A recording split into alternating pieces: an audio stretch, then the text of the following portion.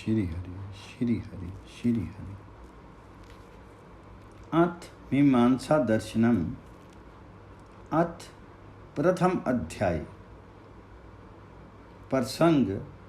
अब इस मीमांसा दर्शन के प्रथम अध्याय में धर्म की परिभाषा शब्द के नित्यत्व क्या वेदों में इतिहास है, दुखों की निवृत्ति का उपाय और यज्ञों का वर्णन करते हैं। पहला सूक्त अथातो धर्म जिज्ञासा। व्याख्या। महर्षि जैमिनि जी प्रथम सूत्र में अभ्युदय और निःशेष को प्राप्त कराने वाले धर्म का विस्तार पूर्वक निरूपण करते हैं, क्योंकि ये दोनों तत्व धर्म से प्राप्त होते हैं। इसलिए धर्म के ज्ञानार्थ इच्छा करनी अति आवश्यक है। इस सांसारिक सुख, राजपाट, धन, ऐश्वर्य, पुत्र पौत्र आदि अत्यंत दुखों की निवृत्ति और परम आनंद की प्राप्ति का नाम है। प्रश्न। धर्म किसे कहते हैं? विधि के प्रतिपाद्य करने वाले अर्थ को धर्म कहते हैं, अर्थात जिसके सुनने के पश्चात आत्मा में प्रेरणा का भाव उत्पन्न हो जाए वह धर्म है। प्रश्न। शब्द के नित्यत्व अनित्यत्व पर विचार। जो शब्द को अनित्य मानते हैं उनका ये मानना ठीक नहीं, क्योंकि स्फोटात्मक शब्द नित्य होता है। हाँ, ध्वन्यात्मक शब्द अनित्य है। किसी भी अर्थ का बोध होता है वह शब्द से ही होता है। यदि शब्द दूसरे का बोध कराने के लिए बोलने के बाद नष्ट हो जाए तो उसे कैसे बोध होगा? इसलिए शब्द नित्य है।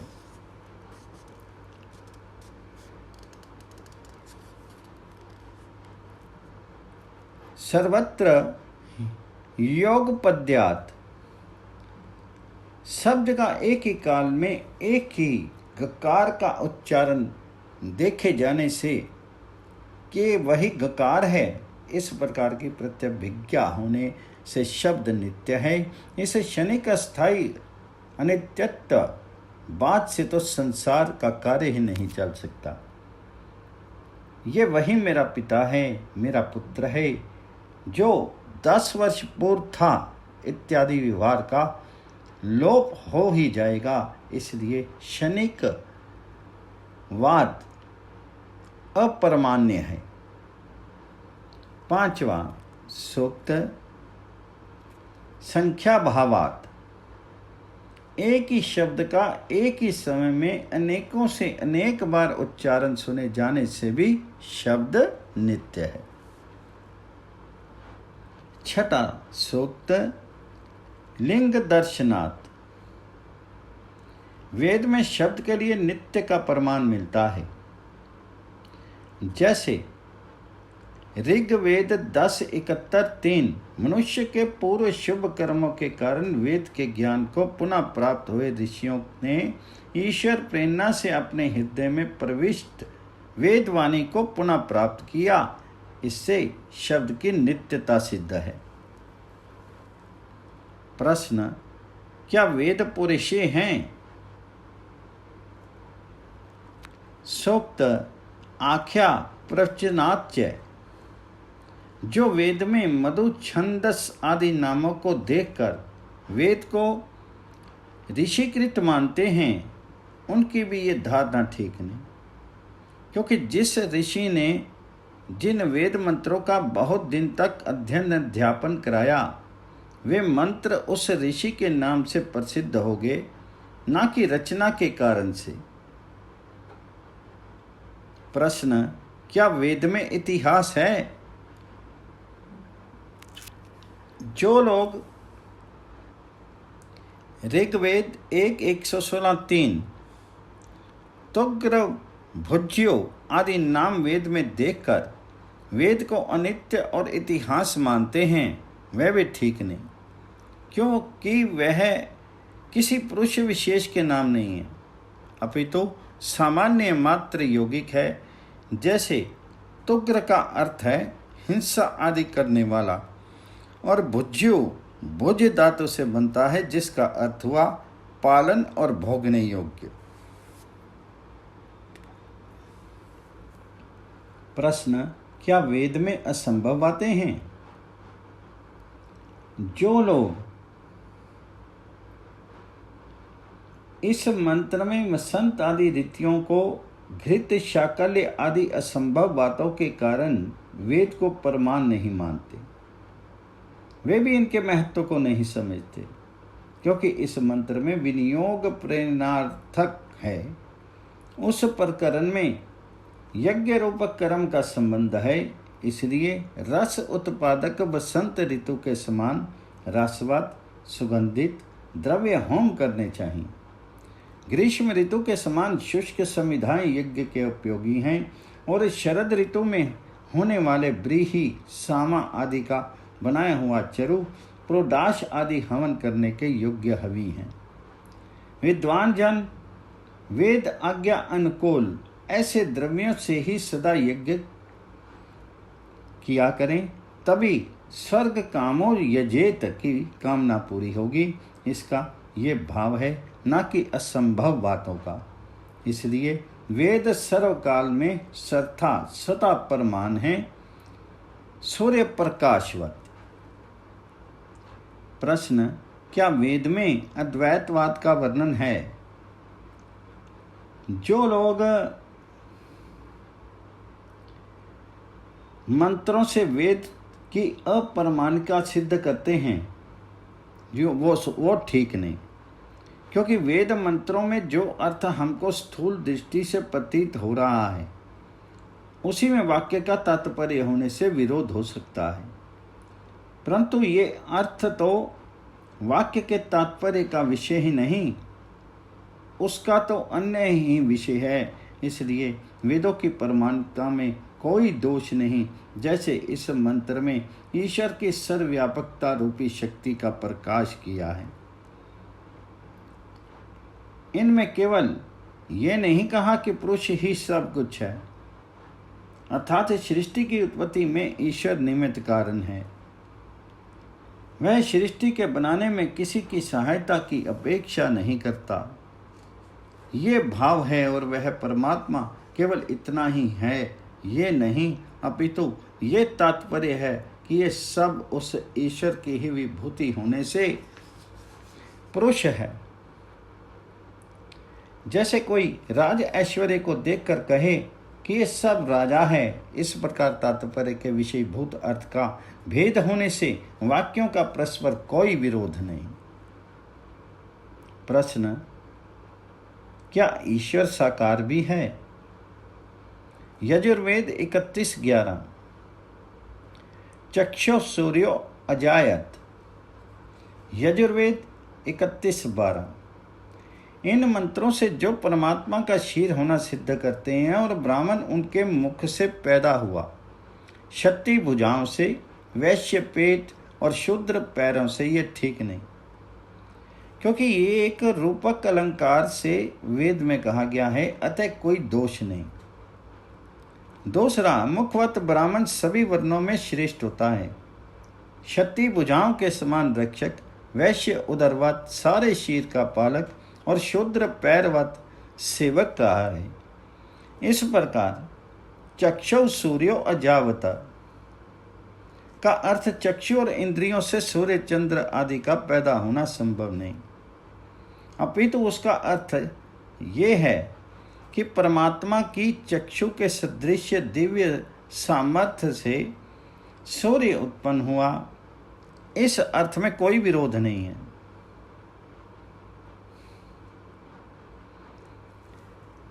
अवतार का निषेध किया है, न तस्य प्रीतम अस्ति। यजुर्वेद 32:3। प्रश्न, मोक्ष प्राप्ति का वर्णन। एक ही समय में दुख के अत्यंत निवृत्ति की इच्छा और परम आनंद के प्राप्ति की इच्छा सभी प्राणियों को होती है। इसलिए वेद वाक्यों में सबसे श्रेष्ठ यज्ञ याग आदि कर्मों को करते हुए योग से मुक्ति का कथन किया है। किसी भी श्रेष्ठ कर्म जन्य फल की निरर्थकता के अभिप्राय से नहीं।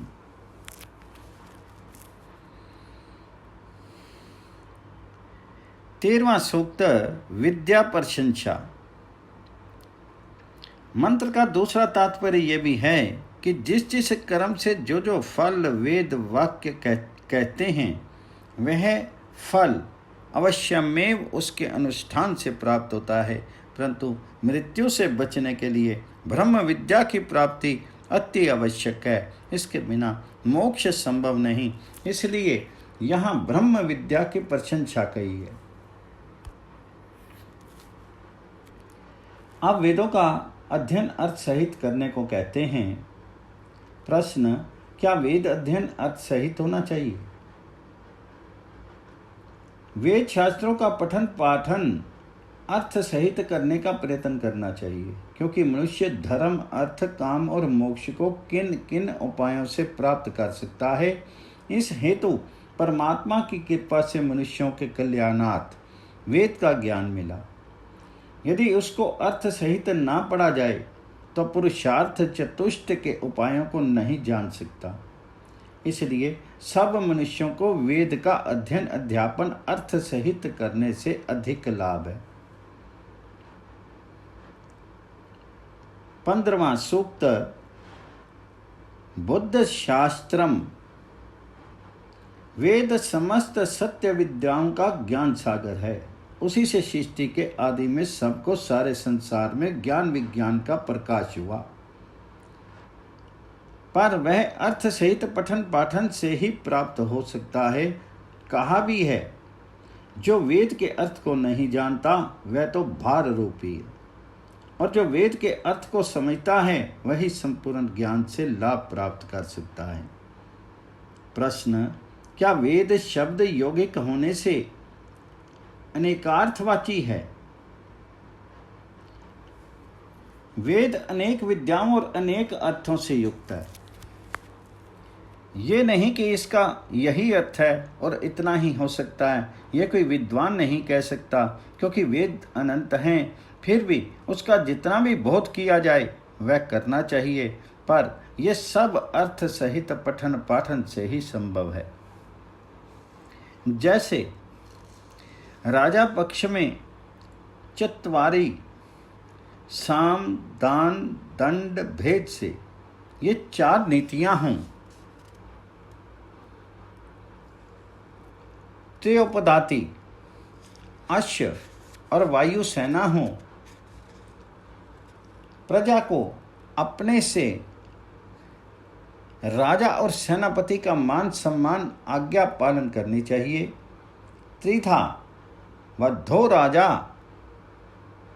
विद्यारे सभा धर्मारे सभा और राजारे सभा को बना करके भावी राष्ट्र निर्माताओं के लिए गुरुकुलीय सुछात्रावास पूर्वक सुशिक्षा की व्यवस्था करें। सुछात्रावासों के बिना बच्चों की दिनचर्या नहीं बन सकती। घर पर आने जाने से बच्चे समय नष्ट, अनियमितता और उद्दंडता को प्राप्त होते हैं। धर्मार्थ सभा द्वारा देश विदेश से सुसाधु, सन्यासी और विद्वानों से धर्म प्रचार की व्यवस्था कराएं। अयोग्य साधु लक्षण हीनों को कपड़े रंगने मात्रों को ना पनपने देवें, और राजार्य सभा द्वारा सुराज्य व्यवस्था करावें। वर्तमान वोट मात्र चुनाव व्यवस्था को दूर करके चयन प्रणाली योग्यता के आधार पर स्थापित करें। सप्तहस्तासो पकड़ना छोड़ना क्या है? वेद रक्षा, गौ रक्षा, स्वदेश रक्षा, संस्कृति, संस्कृत, 16 संस्कारों की रक्षा, अप्राप्त की प्राप्ति, प्राप्ति की रक्षा, रक्षा की वृद्धि और वृद्धि को उपरोक्त कार्यों में व्यय करें। वरन आश्रमों की मर्यादाएं बांधें। पंचमहायज्ञों की घर घर में व्यवस्था करावें। धन बल बुद्धि नाशक शराब मांस अंडे आदि को दूर करें। धर्म और धर्मात्मा की रक्षा, पाप पापी का विनाश करें। दूसरा अर्थ आध्यात्मिक पक्ष में चतुर्बारी, 4 वेद यौगिक तत्वों के समझने के लिए त्रयो ज्ञान, कर्म और उपासना, ये 3 पाद आधार हैं। हे शीर्षे, जीवन समाज और राष्ट्र की उन्नति करना। सप्त 5 ज्ञान इंद्रियां और मन बुद्धि से सुकर्मों का ग्रहण, दुष्कर्मों का त्याग करें। तीसरा श्रद्धा पुरुषार्थ और योग अभ्यास करना। तीसरा याज्ञिक पक्ष में यज्ञ हेतु 4 प्रकार के स्निग्ध, मधुर, पुष्टिकारक और सुगंधित पदार्थ चयन करें। 3 सवन, प्रातः, मध्याह्न और सायं। संध्या, अग्निहोत्र और माता पिता अतिथि सेवा ही 3 पाद हैं। हे शीर्षे, यज्ञ में ब्रह्मा और यजमान ही 2 मुख्य होते हैं। गायत्री, अनुष्ठान आदि 7 छंद ही सप्त हस्त कहते हैं और त्रिधा नित्य, नैमित्तिक और कार्मिक कर्मों की इच्छा से ही यह 3 प्रकार से बंधा हुआ है। चौथा वेद विषयक, नाम, आख्यात, उपसर्ग और निपात, ये 4 श्रृंग हैं। त्रयो, 3 लिंग, 3 वचन और 3 पुरुष, ये पाद हैं। द्वे शीर्षे, वैदिक और लौकिक 2 प्रकार के व्याकरण रूप शीर्ष हैं। त्रिधा, उर्सी, कंठ और जिह्वा से उच्चारण के फलस्वरूप इन 3 से बंधा हुआ है। और सप्तहस्ता, 7 विभक्तियां ही मानो सत्य 7 हाथ हैं। इस प्रकार एक एक मंत्र के अनेक अर्थ हो सकते हैं, पर वे वेद और सृष्टि कर्म आदि के अनुकूल हों।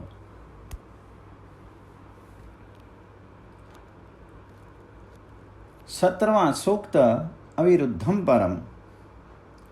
शुभ कर्मों के अनुष्ठान से सुख और अशुभों के करने से दुख होता है। ये बात लोक और वेद उभय सम्मत है, इसलिए यह अर्थवाद नहीं अपितु सिद्धांत है। इसे सबको स्वीकार करना चाहिए।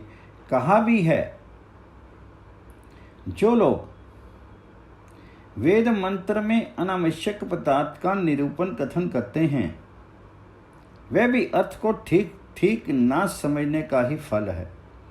क्योंकि वेद मंत्रों में कहीं गौण रूप से और कहीं मुख्य रूप से अर्थ का प्रतिपादन है। इसलिए सामान्य जन को अनावश्यक से प्रतीत होते हैं। जैसे उपरोक्त मंत्र में कहा है कि वह पुरुष परमात्मा जीव मात्र का अंतर्यामी होने से अनंत सिर अनंत पांव वाला है और संपूर्ण ब्रह्मांड में व्याप्त होकर के अंदर बाहर स्थित है, ये भाव है।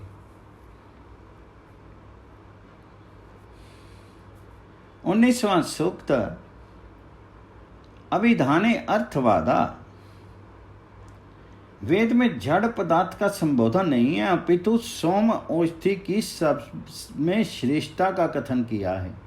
इसे अर्थवाद जानना चाहिए, इसलिए कोई दोष नहीं है। इस विधि में जो अर्थ सहित वेद का अध्यापन विधान नहीं है, वह तो इसलिए है कि अध्ययन शब्द का अर्थ ही अर्थ सहित पठन पाठन का है, उसकी आवश्यकता नहीं। सूक्त सत परम विज्ञानम से नेव जरभरी तुरफरी तो ऋग्वेद 8:3, 6:6 इत्यादि मंत्रों में जो इन पदों के वास्तविक अर्थ हैं, उनको बिना जाने ही उन्हें व्यर्थ कहना अपनी विद्या प्रकाशित करना मात्र है। हे ईश्वर, आप अपनी शक्ति से हमारे कल्याणार्थ वायु को प्रेरित करके मेघों में जल की वर्षा करते हो, जिससे हमको हर प्रकार का अन्न धन ऐश्वर्य प्राप्त होता है। आप सभी का भरण पोषण आदि करते हो और हमें जरा मृत्यु से छुड़ाकर मोक्ष प्राप्त करा इत्यादि। इसलिए वेद मंत्रों का ठीक ठीक अर्थ कहीं प्रकरण से, भाव से और सृष्टि अनुकूलता आदि से ही माना जा सकता है, क्योंकि वेद शब्द यौगिक हैं। जैसे मंत्रों में ईश्वर का वर्णन है कि यद्यपि आत्मा शब्द से जीवार्थ भी होता है, पर यहाँ ईश्वर अर्थ में है कि वही मानव को आत्मा और शारीरिक बल का धारण कराने वाला है, जिसकी सारा विश्व उपासना करता है, जो सब जगह व्यापक है और नस नाड़ियों के बंधनों से रहित है। कई लोग सामान्य शब्द को देख करके वेद में लौकिक इतिहास का वर्णन करने लगते हैं, सो उचित नहीं। यथा विश्वामित्र श्रोतम, वे विश्वामित्र श्रोत को कहा है। जमदग्नि चक्षुर्वे, जमदग्नि आंख को बतलाया है। प्राणों में विशिष्टता, प्राण ही विशिष्ट है। जो राजा व धनी अन्न धन से सब प्रजा का रक्षण भरण पोषण करे, वह भरत कहता है। कृष्णाया पुत्रो अर्जुनो रात्र्या वत्सो अजायत। इस मंत्र में कृष्ण शब्द रात्रि का और अर्जुन शब्द सूर्य के अर्थ में प्रयुक्त हुआ है। तर्तसु शोकम सो अत्रि, जो दुख से स्वयं बचे और प्रजा को बचाए, वह अत्रि कहता है। पुरुरवा, बहुत उच्च ध्वनि करने वाले को कहते हैं इत्यादि। इस प्रकार ये शब्द लौकिक किसी राजे महाराजे और ऋषि मुनियों के द्योतक नहीं हैं, इसलिए वेद से लौकिक इतिहास मानना उचित नहीं है।